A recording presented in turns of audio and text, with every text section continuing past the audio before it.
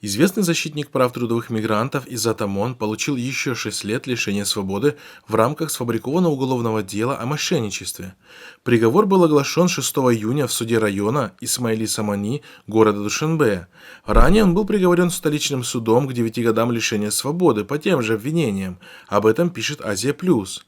Родственники правозащитника не согласны с обвинением и намерены добиваться отмены приговора. Махмад Юсуф Холов, сын Иззата Амона, заявил журналистам, что готов заплатить истцам в присутствии судьи и прокурора.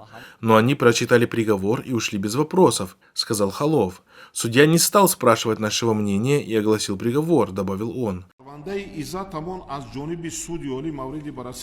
Ранее Верховный суд Таджикистана отклонил их жалобу.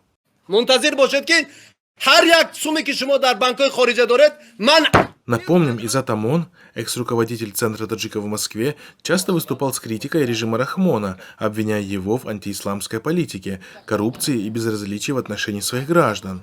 В 2021 году он был лишен российского гражданства по просьбе таджикских властей, после чего сразу был депортирован из России в Душанбе, а по прибытии был задержан в аэропорту сотрудниками ГКНБ.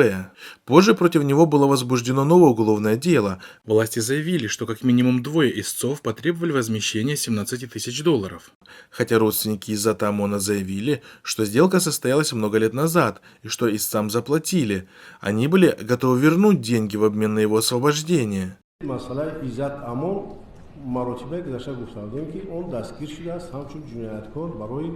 Теперь они говорят, что власти, похоже, не хотят возвращения денег истцам и освобождения Иззата Амона, а просто хотят продлить срок заключения. Выдвинутые обвинения, они не имеют никакой юридической почвы. Данные обвинения... Политологи и правозащитники называют арест и новые обвинения против Иззата Амона политически мотивированными и связанными с его критикой в адрес режима Рахмона.